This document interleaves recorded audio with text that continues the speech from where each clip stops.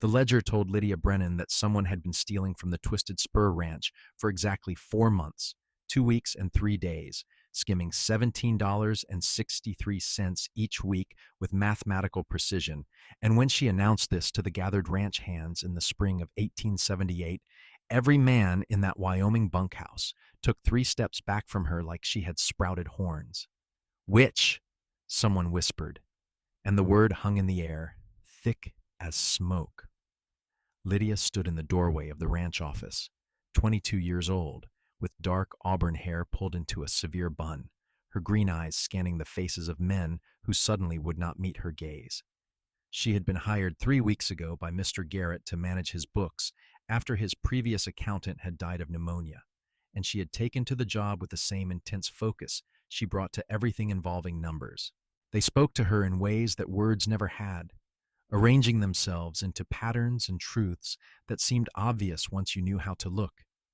"It is not witchcraft," she said, her voice steady despite the fear creeping up her spine. "It is simple arithmetic and pattern recognition. Whoever is taking the money does so every Friday after the hands are paid, always the same amount, always from the discretionary fund that Mr. Garrett uses for supplies." "No woman should be able to do what you do," said Frank Morrison, the ranch foreman, a grizzled man of 50 with tobacco-stained teeth. "It is not natural, the way you see things in those numbers. My wife can barely add 2 and 2, and that is how God intended women to be." "Then your wife has my sympathy for having such a husband," Lydia replied coolly, though her hands trembled slightly as she gripped the ledger. She had heard these accusations before, in her hometown of St. Louis, in the 3 other towns where she had tried to work, in her own father's house before he had forbidden her from handling any family finances. Her mother had called her gift a curse. Her sisters had called her strange. The priests had suggested she pray for deliverance from her unnatural talents, but the numbers had never abandoned her, even when everyone else had. "I want to know who is stealing from Mr. Garrett," she continued.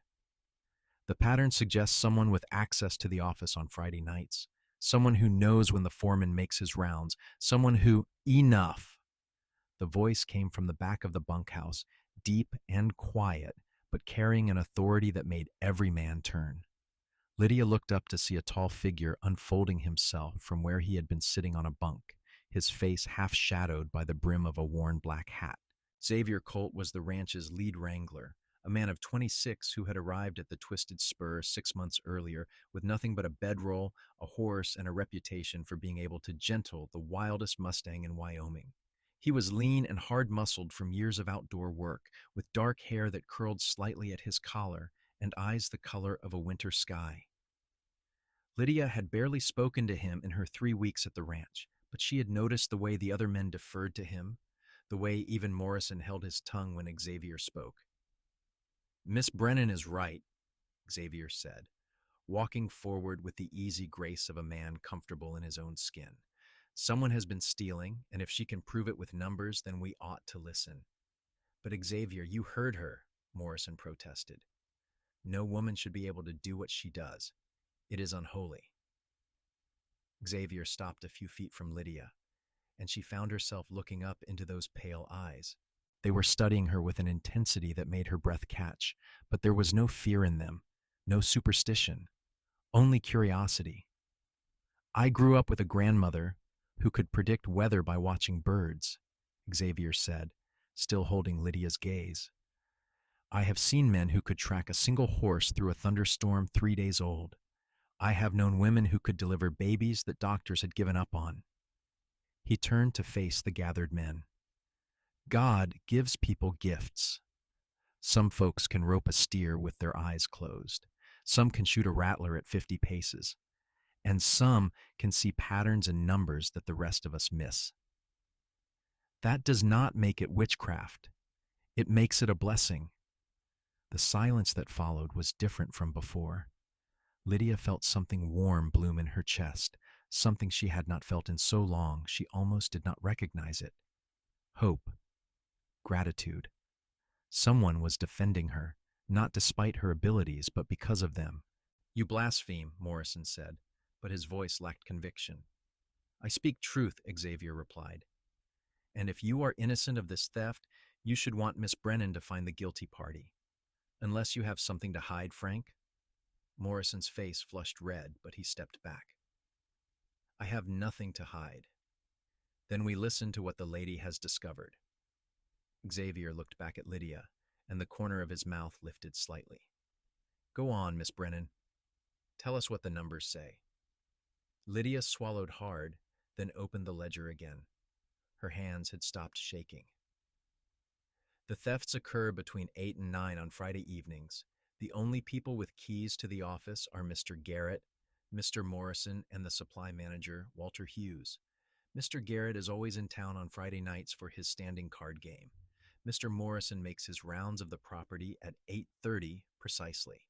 She looked up. Which leaves Mr. Hughes. A murmur ran through the assembled men.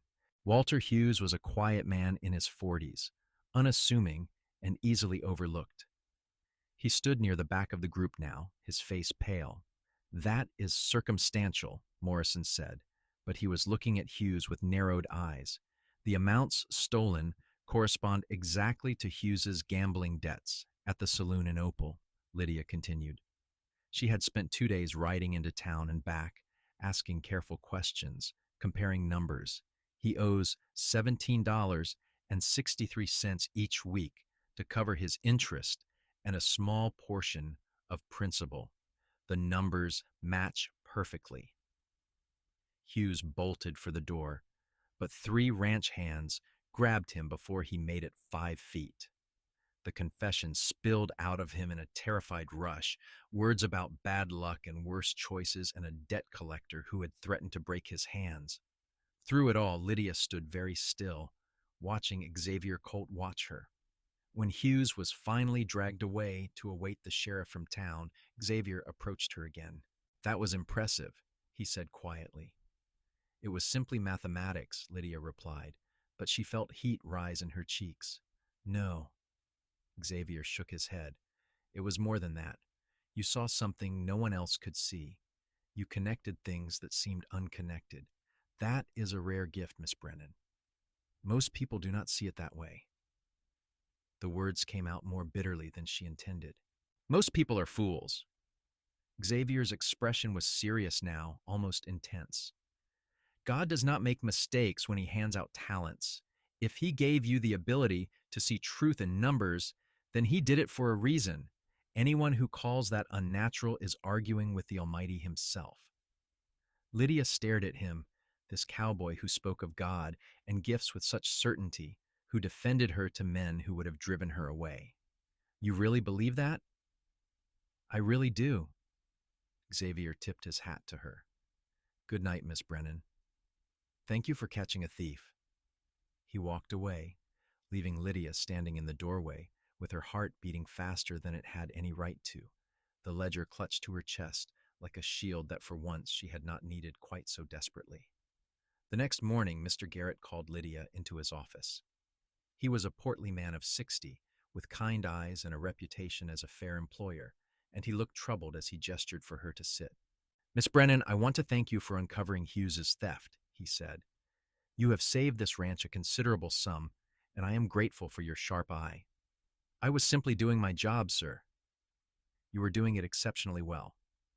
Garrett leaned back in his chair, studying her. I will be honest with you, Miss Brennan. I hired you because no man would take the position at the salary I was offering, and you came with excellent references from the Mercantile in St. Louis. But I have heard some of the men talking, and I am concerned. Lydia's stomach sank. I understand. You wish me to leave? No. Garrett held up a hand. I wish you to stay, but I need to know that you can handle the suspicion, the talk. Men can be crude and superstitious, especially out here. I cannot protect you from every whispered word. I have dealt with whispers before, sir. I am sure you have. Garrett's expression softened, but you should know that you have at least one ally among the men. Xavier Colt came to see me last night after the incident with Hughes. He said if anyone gave you trouble over your work, they would answer to him. Lydia blinked in surprise. He did? He is a good man, that one. quiet, keeps to himself mostly, but the men respect him. He has a way with horses that borders on miraculous, and he is honest as the day is long. If he has taken your side, others will follow. Garrett leaned forward. I am giving you a raise, Miss Brennan. 20%. You have earned it, and I want you to know that your work is valued here. Thank you, sir. Lydia managed to keep her voice steady, though inside she was reeling from the twin revelations of the raise and Xavier's unexpected championship of her cause. There is one more thing, Garrett said. I need someone to ride down to the bank in Opal this afternoon and make a deposit. Normally I would send Morrison, but he has his hands full with the branding. Would you be willing to take the deposit? Xavier volunteered to accompany you as escort. Lydia felt her pulse quicken. Of course, sir, I would be happy to. 2 hours later, she found herself riding beside Xavier Colt on the dusty road that wound from the Twisted Spur Ranch down into the town of Opal, Wyoming. The town was small, barely more than 24 buildings clustered around a main street, but it was the only real civilization within 20 miles. The May afternoon was warm, with clouds building on the horizon that promised evening rain. Xavier rode easily, his body moving with his horse's rhythm like they were one creature. Lydia, who had learned to ride out of necessity but never love, tried to match his grace and knew she was failing. You ride like you are worried the horse will break, Xavier observed after they had traveled in silence for nearly a mile. I am worried he will throw me, Lydia admitted. The gelding Mr. Garrett had assigned her was placid enough, but she had never quite trusted horses the way she trusted numbers. He can sense that. Horses are like people that way. They know when you are afraid. Xavier glanced over at her. What are you afraid of, Miss Brennan? Besides falling and breaking my neck? Besides that? Lydia considered the question. There were so many answers she could give, but something about the way Xavier asked, the genuine curiosity in his voice, made her want to be honest. I am afraid of being driven away again, she said finally. I am afraid that no matter how good I am at what I do, people will always see my abilities as something wrong, something to be feared. I am afraid of being alone. You are not alone, Xavier said quietly. Not anymore. She looked at him, but he was watching the road ahead, his profile outlined against the vast Wyoming sky. Why did you defend me last night? She asked. Because you were right and they were wrong. It is more than that. Lydia pressed the point. You do not know me. You have no reason to take my side against men you have worked with for months. Xavier was quiet for a long moment, and Lydia thought perhaps she had overstepped. Then he said, when I was 14, my father told me I would never amount to anything because I spent all my time with horses instead of learning a trade. He said I was wasting the intelligence God gave me. When I was 16, a traveling preacher came through our town and watched me work with a stallion that everyone else said was too mean to be broken. Afterward, he told me that God gives every person a purpose, and sometimes that purpose does not look like what the world expects. He said the trick was to recognize your gifts and use them, not to hide them away because other people did not understand. He looked at Lydia now, and the intensity in his eyes made her forget to breathe. I recognized something in you last night, Miss Brennan. I saw someone who had been told her gifts were wrong, just like I was. And I thought, if no one else will tell her the truth, then I will. You have been given something precious. Do not let anyone make you ashamed of it. I have tried not to be ashamed, Lydia said softly. But it is hard when everyone reacts with fear. Not everyone. Xavier smiled, and it transformed his face, softening the hard lines and lighting something warm in his eyes. I am not afraid of you, Lydia Brennan. The use of her first name sent a little thrill through her. Perhaps you should be. I can calculate your yearly earnings down to the penny based on the wear on your boots and the quality of your saddle. Xavier laughed, a rich sound that seemed to roll across the prairie. Can you really? $174 annually plus room and board, Lydia said promptly. You spend approximately 30% of your wages on quality horse tack, 20% on practical necessities, and you send the rest to family somewhere back east. Pennsylvania, I would guess, based on your accent, which you mostly hide, but which emerges when you are tired or angry. Xavier stared at her. That is remarkable and accurate, except the amount I send home is a bit higher because I have few needs of my own. How did you know about Pennsylvania? Your vowels, Lydia said. And you mentioned your father, past tense, but your mother in present tense, in a conversation I overheard 2 weeks ago. You send money home to your mother and siblings. 3 sisters, I would estimate, based on how carefully you treat your clothes, which suggests you grew up with women who did your mending and taught you to value their work. 4 sisters, Xavier corrected, his expression somewhere between amazed and delighted. You are like a fortune teller, except you read ledgers instead of palms. I simply pay attention to details. Most people do not pay attention to anything beyond their own concerns. Xavier urged his horse a bit closer to hers. Tell me something else. Tell me something about yourself that is not in any ledger. Lydia hesitated. She was not used to talking about herself, not used to anyone asking. I have always loved thunderstorms, she said finally. When I was a child, I would count the seconds between lightning and thunder to calculate how far away the storm was. My mother thought I was terrified of the weather, but really I was fascinated. All that power, all that energy, following natural laws and mathematical principles. It made sense in a way that people never did. People are harder to calculate, Xavier agreed, but that does not mean they are not worth the effort. They rode into Opal as the first raindrops began to fall, fat and heavy, spattering the dust of the main street into mud. Lydia completed her business at the bank quickly, and when she emerged, Xavier was waiting under the overhang with both horses. We should wait out the worst of it, he said, nodding toward the sky, which had darkened to an ominous gray-green. There is a restaurant across the street. Let me buy you dinner. That is not necessary. Maybe not, but I am hungry, and I imagine you are too, and I would enjoy the company. Xavier looked at her with such open hopefulness that Lydia found herself nodding before she had consciously decided. The restaurant was small and plain, but the food was good, and Lydia discovered that Xavier Colt was easy to talk to in a way she had never experienced before. He asked her about her childhood in St. Louis, about her family, about how she had first discovered her facility with numbers.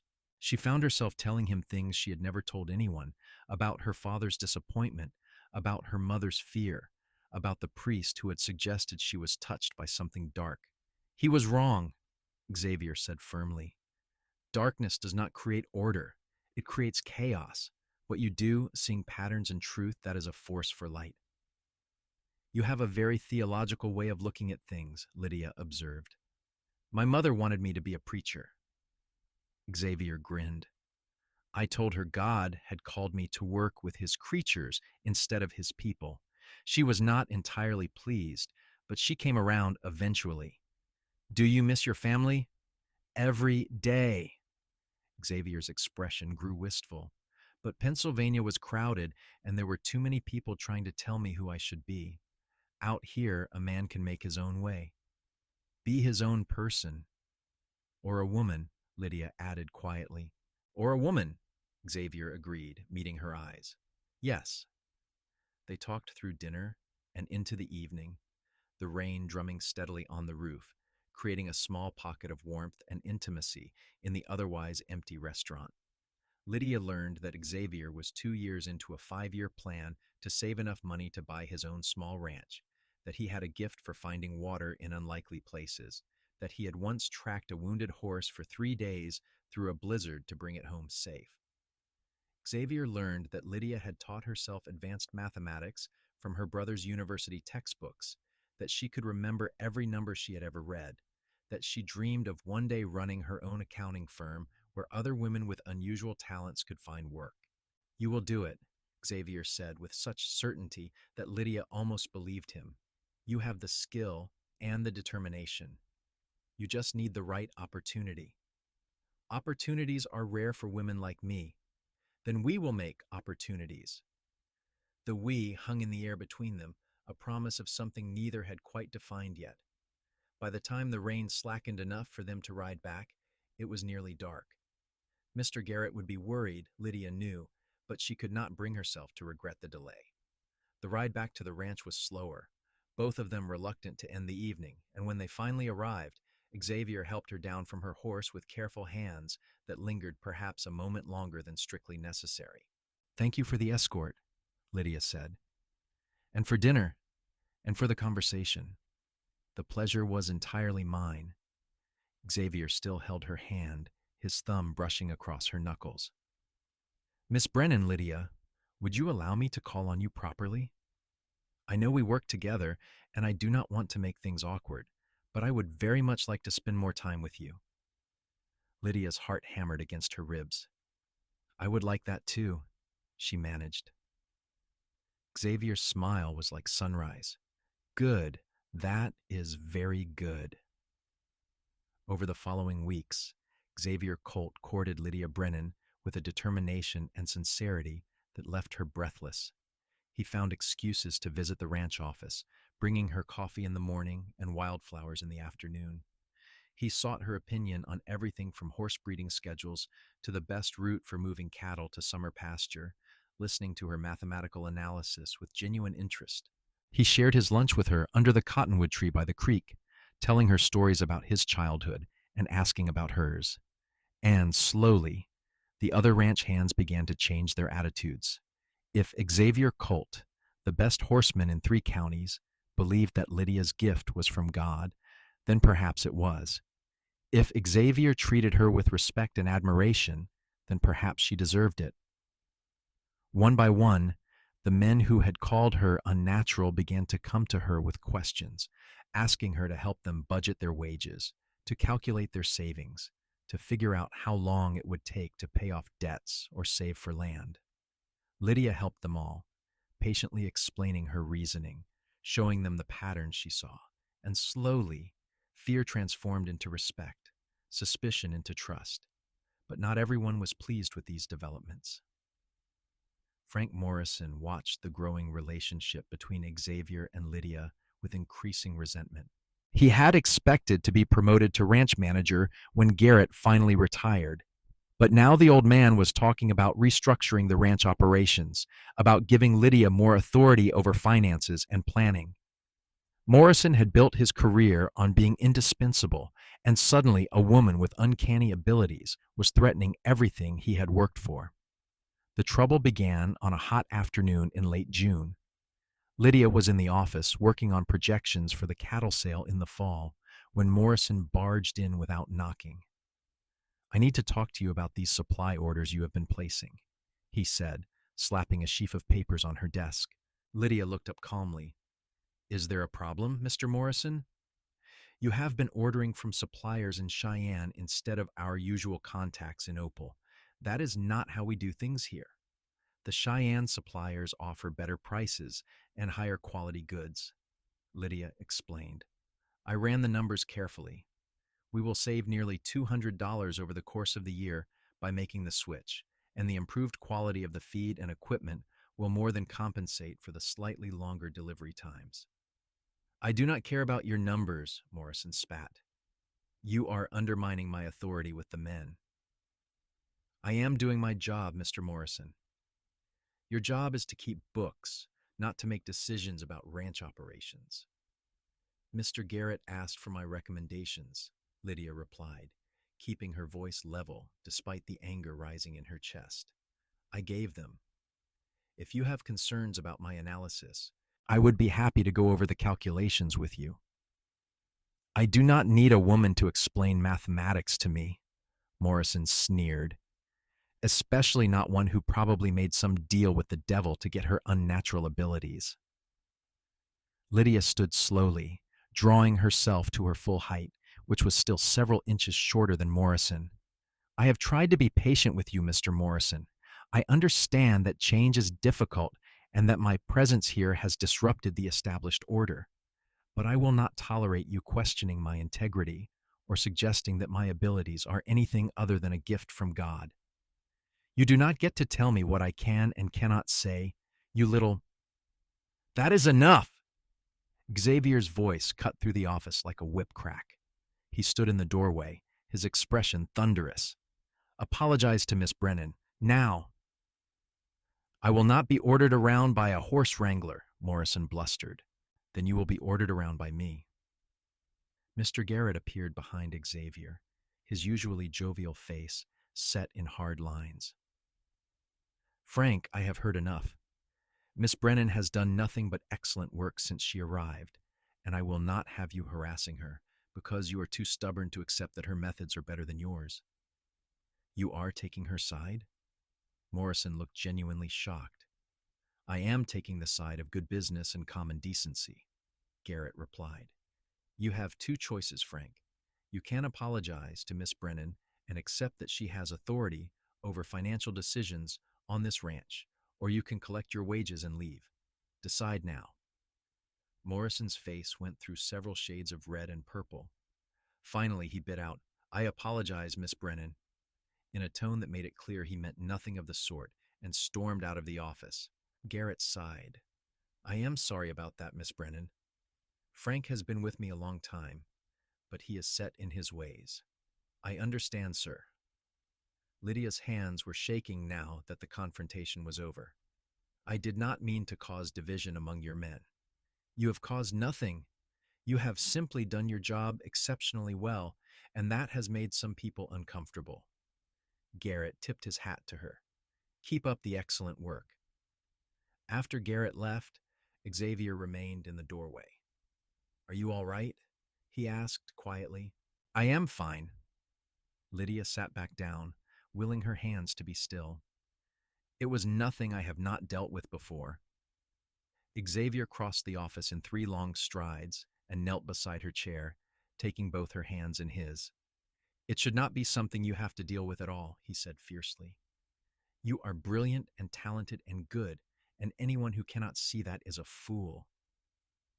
Lydia looked down at their joined hands, at the way his rough, work-worn fingers interlaced with hers. Why does it matter so much to you? She whispered. Why do you care what happens to me? Because I am falling in love with you, Xavier said simply.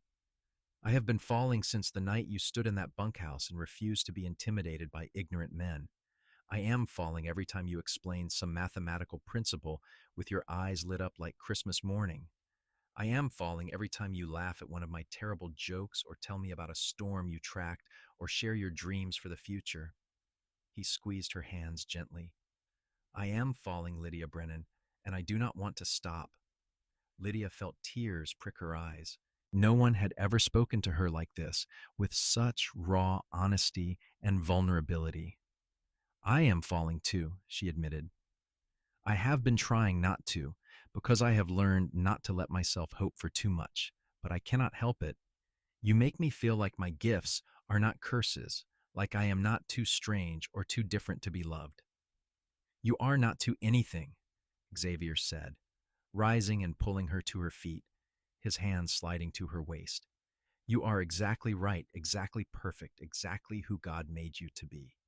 He kissed her then, soft and careful and full of promise, and Lydia kissed him back with all the longing and hope and fear that she had kept locked inside for so long. When they finally pulled apart, both breathing hard, Xavier rested his forehead against hers. Marry me, he said. Lydia blinked. What? Marry me. I know it is fast. I know we have only been courting for a few weeks, but I am certain, Lydia. I am more certain of this than I have been of anything in my life. You are the one I have been waiting for, the one I did not even know I needed. Xavier pulled back enough to look into her eyes. Marry me, and we will build a life together. I will support your dreams, you will support mine, and we will be partners in everything. Xavier, Lydia's mind was racing, calculating probabilities and risks and possibilities. People will talk. They already think I am strange. If I marry you after only knowing you such a short time, they will say I bewitched you. Let them talk. I do not care what anyone says. Xavier cupped her face in his hands. Do you want to marry me, Lydia? Not in some distant theoretical future, but soon? Really soon. Lydia thought about spending her life with this man who saw her gifts as blessings, who defended her against critics, who made her laugh and challenged her mind and kissed her like she was precious. The numbers in her head aligned into a clear pattern, a probability that approached certainty. Yes, she said. Yes, I want to marry you. Xavier whooped with joy and spun her around the office, both of them laughing like children. When he finally set her down, he was grinning so widely it looked like his face might split. We should tell Mr. Garrett, he said.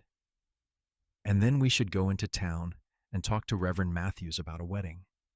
When? Lydia asked, still dizzy from the sudden turn her life had taken. As soon as possible. This Sunday, if he will have us. Xavier, that is 4 days away. Is that too soon? Xavier looked genuinely concerned. I do not want to rush you if you need time. No. Lydia shook her head, feeling a wild, reckless joy bubbling up inside her. No, this Sunday is perfect.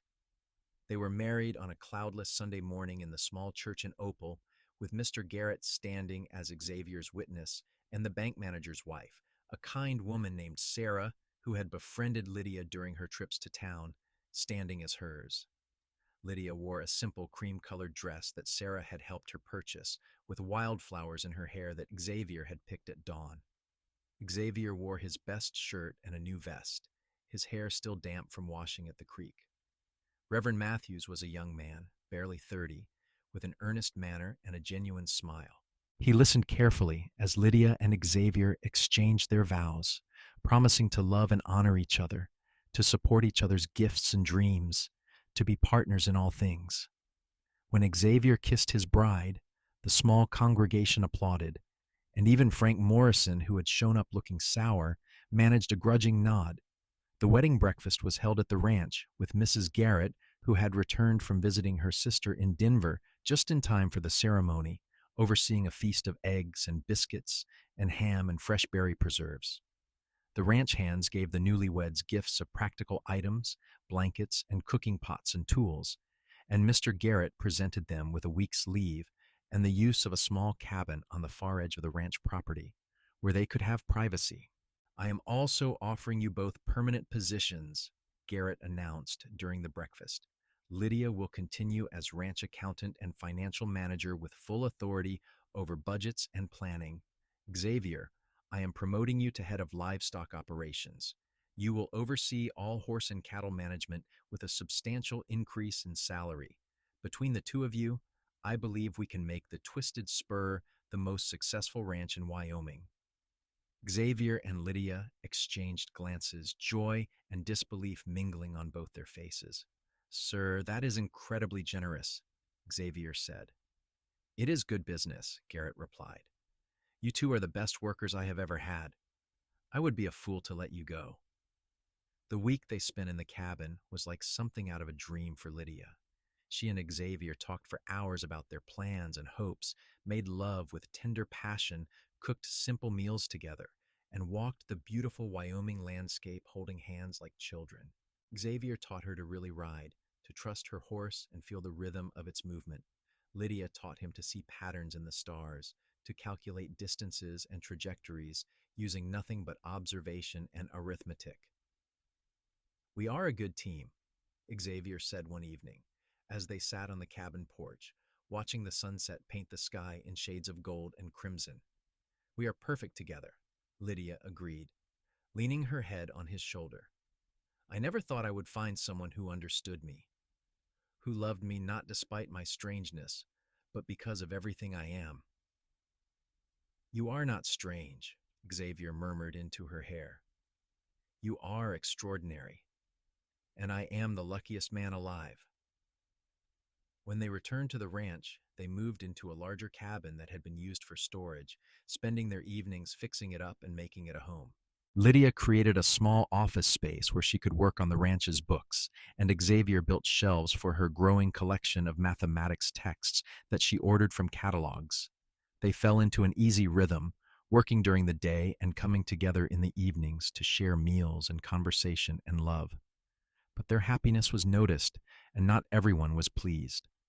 Frank Morrison's resentment had been growing steadily, fed by jealousy and wounded pride. He began making mistakes in his work, forgetting to relay important information to Xavier, giving orders that contradicted the plans Lydia had laid out. It came to a head in mid-August when Morrison deliberately left a gate open, allowing 20 head of cattle to wander into a ravine where 2 broke their legs and had to be destroyed. It was an accident, Morrison claimed when Garrett confronted him, but everyone knew better. Frank, you have been with me for 15 years, Garrett said heavily. But I cannot overlook this. Those cattle represented significant value, and your negligence cost the ranch money and caused suffering to animals in our care. I am letting you go. Morrison's face contorted with rage. This is because of her, he snarled, pointing at Lydia, who stood beside Xavier outside Garrett's office. That witch has poisoned your mind against me. She has poisoned all of you. Someone needs to do something about her before she ruins this entire ranch. The only person ruining this ranch is you, Xavier said coldly. Take your final wages and leave, Frank, and consider yourself fortunate that Mr. Garrett is not pressing charges for the destruction of property. Morrison left that afternoon, but not before cornering Lydia alone near the horse barn. You think you have won, he hissed. You think your devil's gifts have given you everything you want, but people like you always fall eventually. God does not let witches prosper. I am not a witch, Lydia said steadily, though her heart was pounding. I am a woman with a gift for numbers, and I have done nothing to harm you. You have brought your troubles on yourself through your own stubbornness and pride. We will see, Morrison said darkly, and then he was gone, riding toward Opal with his belongings tied behind his saddle. Xavier found Lydia minutes later, standing very still where Morrison had left her. What did he say to you? Xavier demanded. Nothing that matters. Lydia forced herself to relax. He is angry and looking for someone to blame. He will calm down once he is away from here and has time to think. But Morrison did not calm down. He spent the next 2 weeks in Opal, drinking heavily and telling anyone who would listen that Lydia Brennan Colt was a witch who had enchanted the men at the Twisted Spur, that she had used dark magic to steal his job and ruin his life. Most people dismissed him as a drunk with a grudge, but some listened. Old superstitions died hard in the Wyoming Territory, and there were those who remembered stories of women hanged in Salem, of witches burned in Europe. The first sign of real trouble came when Reverend Matthews visited the ranch in early September. He looked troubled as he sat in Garrett's office with Lydia, Xavier, and the ranch owner. I have been hearing disturbing things in town, Matthews said carefully. Frank Morrison has been spreading rumors about Mrs. Colt, claiming her abilities are supernatural in origin. Most people dismiss him, but there are a few, led by a woman named Martha Hendricks, who are taking his claims seriously. They have been meeting to discuss whether action should be taken. Action! Lydia felt cold dread seeping through her. What kind of action? Nothing violent, I am certain, Matthews said quickly. But Mrs. Hendricks is influential in the community, and if she decides that you represent some kind of spiritual threat, she could make life difficult. She could organize a boycott of businesses that work with the ranch, could pressure social organizations to exclude you, could make it very uncomfortable for you to live in Opal. This is insane, Xavier said flatly. Lydia has done nothing wrong. She keeps books and manages finances. That is all. I know that, Matthews assured him. And I have been preaching about the difference between godly gifts and dark magic, trying to counter Morrison's poison. But fear is a powerful thing, and people tend to fear what they do not understand. What do you suggest we do? Garrett asked. Matthews hesitated. I think it might help if Mrs. Colt came into town and allowed people to see her work. If they could observe her methods and understand that everything she does is based on mathematics and observation rather than anything supernatural, the fear might dissipate. Darkness grows in secrecy. Bring things into the light. So the following Sunday, Lydia set up a table outside the church after the service and offered to help anyone who wanted assistance with their finances. She brought her ledgers and her references and her patient explanations, and she worked with farmer after farmer, shopkeeper after shopkeeper, showing them exactly how she analyzed numbers and identified patterns. Most people were fascinated. They watched her work with a mixture of awe and curiosity, asking questions that she answered thoroughly. But Martha Hendricks, a stern woman in her 50s, with iron gray hair and a pinched expression, stood apart with a small group of equally severe-looking women, watching with obvious disapproval. When the crowd had thinned, Martha approached Lydia's table. "You have quite a talent for showmanship," she said coldly. "I am simply demonstrating my methods," Lydia replied calmly. "There is nothing mysterious about what I do. It is all based on mathematical principles that anyone could learn with enough study and practice." "I do not believe you." Martha's eyes were hard. "No woman has ever been able to do what you claim to do, not without help from dark sources. You have deceived these people with clever tricks and feminine wiles, but you do not fool me." Xavier, who had been standing nearby, stepped forward. "Mrs. Hendricks, I would ask you to be respectful. My wife has done nothing but offer help to this community." "Your wife has enchanted you most thoroughly of all," Martha said. "Everyone can see how she has wrapped you around her finger. It is not natural, the way you defend her, the way you look at her. She has worked some spell on you." "The only spell she has worked is being intelligent and kind and beautiful," Xavier said, his voice tight with controlled anger.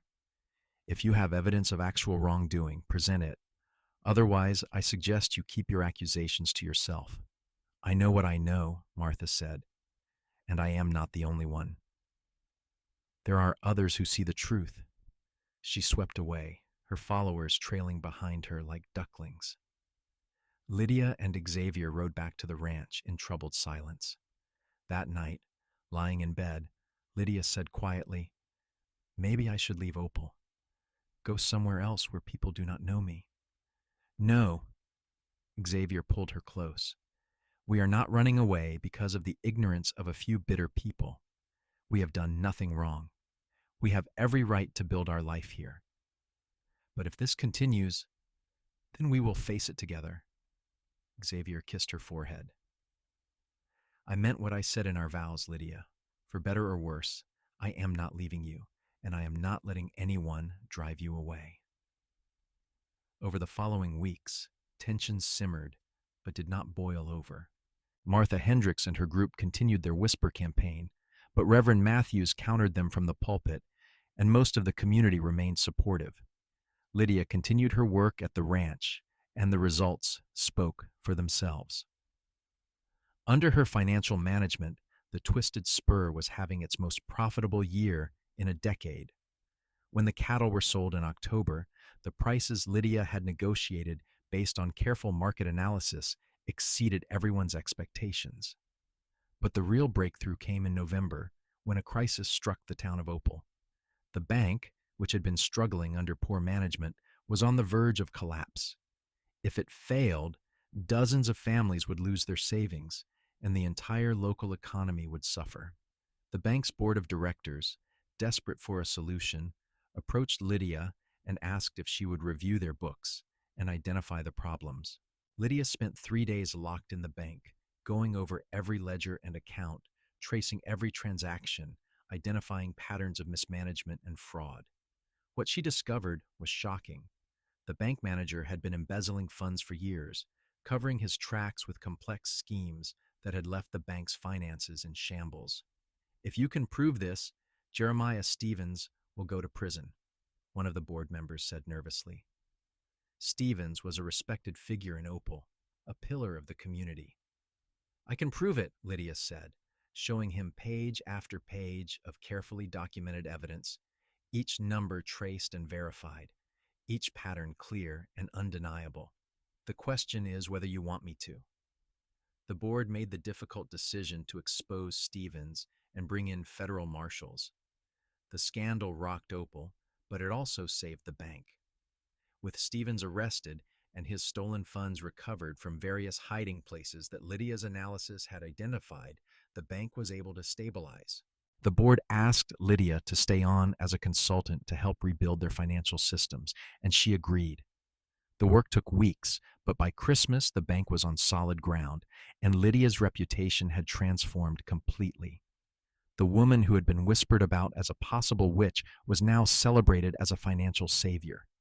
Even Martha Hendricks was forced to admit grudgingly that Lydia's abilities seemed to be natural after all.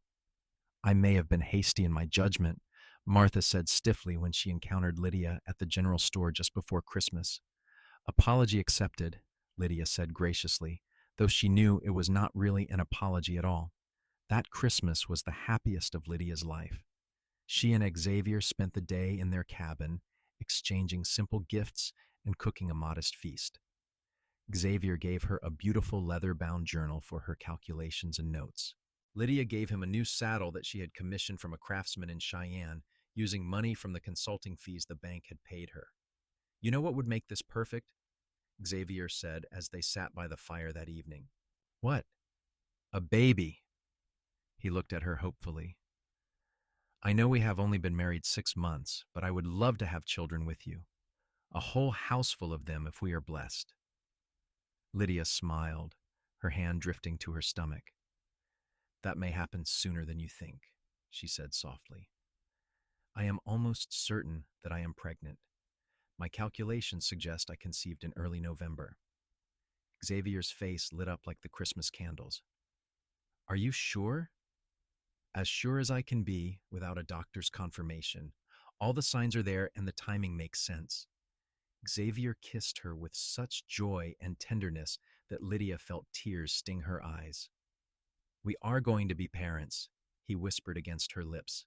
"Our child is going to be so loved, Lydia, so incredibly loved. And our child will never be told that their gifts, whatever they may be, are anything but blessings from God," Lydia added fiercely. "We will make sure of that."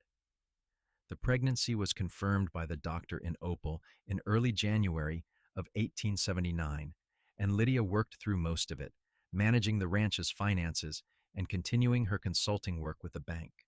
She felt well and strong, and Xavier fussed over her constantly, trying to make her rest when she wanted to work, bringing her special foods when her appetite changed, reading to her in the evenings from newspapers and novels. "You are going to be an insufferable father," Lydia teased him one evening in late May, when she was large and uncomfortable and ready to be done with pregnancy. "I am going to be a devoted father," Xavier corrected, his hand resting gently on her swollen belly. "There is a difference." Their son was born on a hot afternoon in June, a healthy, squalling baby with a shock of dark hair and his father's pale eyes. They named him Nathan, after Xavier's father, and the middle name Thomas, after Lydia's favorite mathematics professor, whose textbooks had taught her so much. Xavier wept when he held his son for the first time, and Lydia, exhausted and happy, watched her husband cradle their child with infinite gentleness. "Hello, Nathan," Xavier whispered. "Welcome to the world. Your mother and I have been waiting for you." The first year of Nathan's life was full of sleepless nights and overwhelming joy. Lydia learned to balance motherhood with her work, often solving complex financial problems while nursing her son or rocking him to sleep. Xavier was a hands-on father, changing diapers and walking the floor with a crying baby, and singing off key lullabies that somehow always worked. The ranch continued to prosper under their joint management. Word of Lydia's abilities spread, and other ranches began to seek her consultation.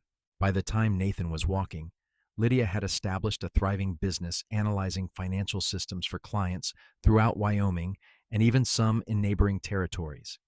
She hired an assistant, a young woman named Ellen, who had a good head for numbers and was hungry to learn, and she began teaching Ellen the same skills that came so naturally to her. "You are building something important," Xavier told her one evening, as they watched Nathan play with wooden blocks on the floor of their cabin. You are showing people that women can do this work, that gifts like yours should be celebrated and cultivated. You are changing minds. We are changing minds together, Lydia corrected. Every time you support me, every time you tell people that my abilities are from God, you change what people believe is possible. In the spring of 1881, Lydia discovered she was pregnant again. This time the pregnancy was harder, and she had to reduce her workload significantly in the final months. Their daughter was born in December, a small but fierce baby with auburn hair like her mother and a penetrating gaze that suggested intelligence even in infancy. They named her Grace Elizabeth. Xavier adored his daughter with a devotion that made Lydia's heart swell.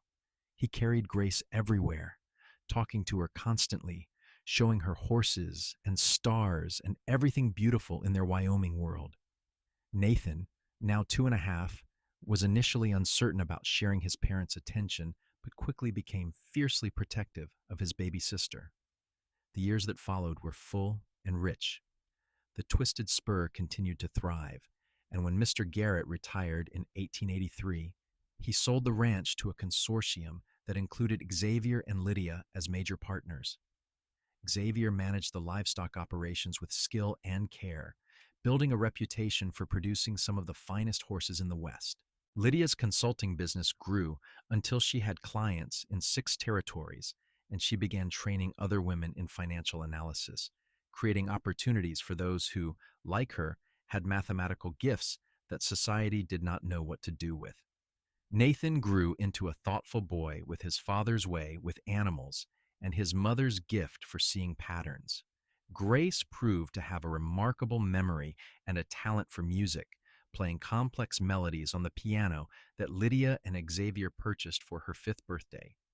In 1885, Lydia gave birth to twin boys, James and Joseph, who were alike as 2 peas and constantly into mischief. And in 1888, their youngest child, a daughter named Mary, completed their family.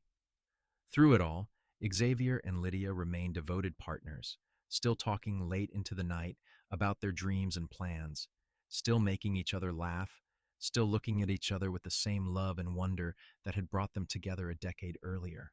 On their 10th wedding anniversary in June of 1888, they took a rare day off from work and children, leaving the 5 kids with Mrs. Garrett, who doted on them, and riding out to the cabin where they had spent their first week as husband and wife.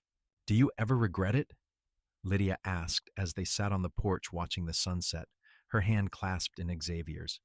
"Marrying me so quickly? Taking on all the complications that came with my gifts?" Xavier turned to look at her, his pale eyes warm. "Not for one single second," he said firmly. "Lydia, you are the best thing that ever happened to me. You made me better than I was. You gave me purpose and partnership and a love I did not even know was possible. If I could go back to that day when you stood in the bunkhouse and announced you had caught a thief, I would not change a single thing except maybe to kiss you sooner." Lydia laughed, the sound full of joy. "I love you, Xavier Colt. I love you, Lydia Brennan Colt, and I thank God every day for giving you your gifts and for giving you to me." As the sun set over the Wyoming prairie, painting the sky in shades of gold and crimson, they sat together in comfortable silence. 2 people who had found in each other exactly what they needed. She had been called unnatural, had been feared and whispered about, and driven away from places that could not understand her. But he had seen the truth from the beginning, that her gift with numbers was not a curse but a blessing, not dark magic but divine grace.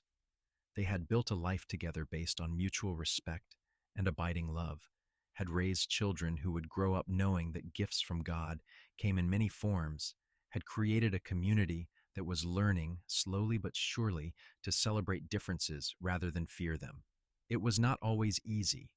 There were still people who looked at Lydia with suspicion, still moments when she had to prove herself, still days when the old fears crept in. But Xavier was always there, steady and sure, reminding her of her worth, defending her when necessary, celebrating her victories, supporting her through challenges. And Lydia did the same for him, using her gifts to help him achieve his dreams, managing the business side of their ranching operations so he could focus on the work he loved with horses and cattle, being his partner in every sense of the word. Years continued to pass in their usual rhythm of seasons and growth. Nathan went to university in 1893 to study veterinary medicine, determined to combine his father's love of animals with his mother's scientific approach. Grace became a music teacher, opening a school in Opal where she taught piano and voice to children from throughout the region. The twins, James and Joseph, took over the day-to-day operations of the ranch, working in perfect synchronization, the way they had done everything since birth. And Mary, the youngest, showed signs of having inherited her mother's gift with numbers, already helping with basic bookkeeping by the time she was 10. In 1898, 20 years after that first day, when Lydia had announced to a bunkhouse full of suspicious men that she had caught a thief, she and Xavier stood in the same ranch office where they had first truly talked. The room had been remodeled and expanded, but the core of it remained the same. "Mr. Garrett would be proud," Xavier said, looking at the framed photographs on the wall showing the ranch's growth over 2 decades. "He was proud," Lydia corrected. Garrett had died peacefully in his sleep 2 years earlier, but not before telling Lydia and Xavier that they had exceeded his wildest dreams for the Twisted Spur. "What are you thinking?" Xavier asked, coming to stand behind her, his arms wrapping around her waist. "I am thinking about how far we have come," Lydia said softly. "About how terrified I was that first day, standing in front of all those men who thought I was a witch. About how you stood up for me when no one else would. About how you changed my life by seeing my gifts as blessings." "You changed my life too," Xavier said, resting his chin on top of her head. "You showed me what real partnership looks like. You gave me children and purpose and a love that grows deeper every year." "We have been blessed," Lydia agreed. "We have been," Xavier said, "but we also worked hard for everything we have. We chose to believe in each other when the world told us not to. We chose love over fear, again and again. That is not just luck or blessing. That is determination and faith." Lydia turned in his arms to face him. At 42, Xavier had lines around his eyes and a touch of gray at his temples, but he was still the man who had defended her in that bunkhouse, still the man who looked at her like she was the most precious thing in his world. "I would choose you again," she said. "1,000 times over, I would choose you. And I would choose you," Xavier replied, kissing her softly. "Every single time." They stood together in the office that had seen so much of their story, the ledgers and papers surrounding them that represented not just business, but the life they had built together through faith and love and the absolute certainty that gifts from God, in whatever form they took, were meant to be celebrated and shared. Outside, the Wyoming sun shone down on prosperous fields and healthy cattle, on children and grandchildren playing in the yard, on a community that had learned to look beyond superstition to see the value in every person's unique talents. And inside, two people who had found each other against all odds held each other close, grateful for every moment, every challenge, every triumph that had brought them to this place. Lydia Brennan Colt, whose skill with numbers had once been called unnatural, had found her home and her purpose, and Xavier Colt, the cowboy, who had recognized her gift as exactly what it was, a blessing from God, had found in her the partner and love of his lifetime. Together, they had proven that faith and love could overcome fear, that gifts should be celebrated rather than hidden, that two people committed to seeing the best in each other could build something truly extraordinary. Their story became legend in Opal, Wyoming, passed down through generations as an example of courage and love. The woman with the uncanny gift for numbers and the cowboy who defended her became symbols of what was possible when people chose understanding over superstition, when they recognized that God's gifts came in many forms, when they built their lives on foundations of mutual respect and abiding love. And in the quiet moments of their later years, sitting on the porch of their home as the sun set over the prairie they both loved, Lydia and Xavier would hold hands and remember. They would remember the fear and the triumph, the challenges and the victories, the moment their eyes first truly met and something clicked into place.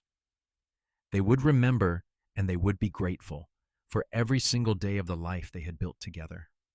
A life that began with numbers and suspicion and ended with love and legacy.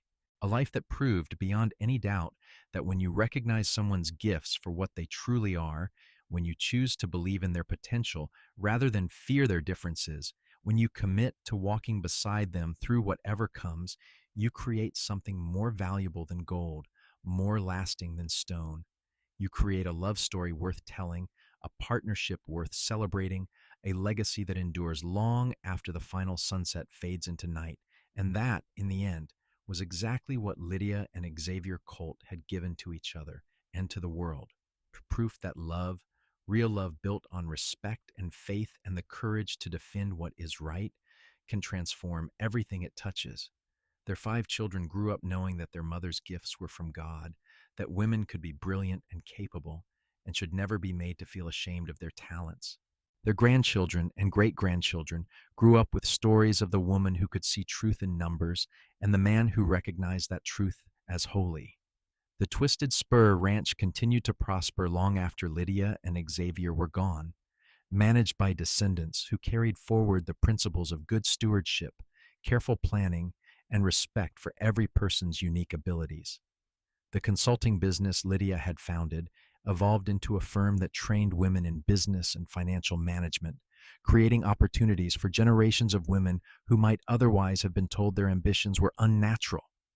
And in the church in Opal, Wyoming, there was a plaque erected in 1920 by the townspeople who had known Lydia and Xavier, who had watched their love story unfold, who had learned from their example. It read simply, "In honor of Lydia and Xavier Colt, who taught us that every gift from God is precious, that love sees truth where fear sees only shadows, and that faith and courage together can change the world." That was their legacy. That was their triumph. 2 people who had found each other in the wild west of Wyoming territory in 1878, who had chosen to believe in each other when the world told them not to, who had built a love that lasted through decades and difficulties and the inevitable challenges of life. They had started with nothing but gifts that others misunderstood and a willingness to see past fear to truth.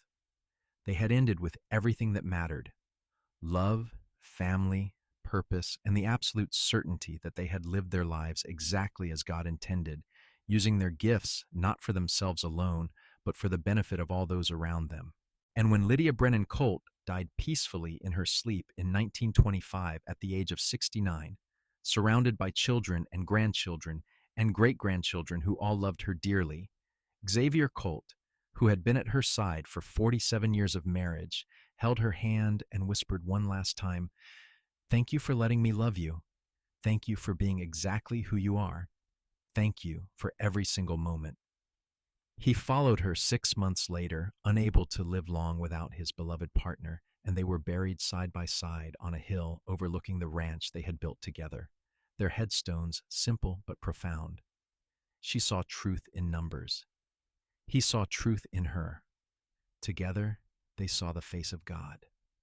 And so their story ended where all great love stories must, in death that cannot diminish the power of what they built in life.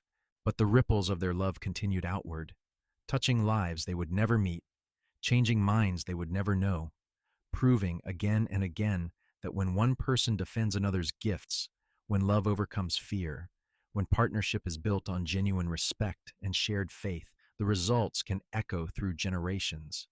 Lydia Brennan had been told her skill with numbers was unnatural. Xavier Colt had said her skill was a gift from God. And in choosing to believe him, in choosing to build a life with a man who saw her clearly and loved what he saw, Lydia had found not just happiness but purpose, not just love but legacy. They had been cowboys and accountants, parents and partners, defenders of the downtrodden and builders of community.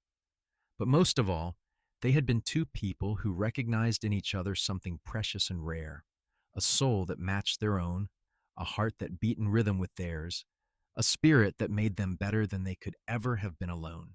And that truly was the greatest gift of all.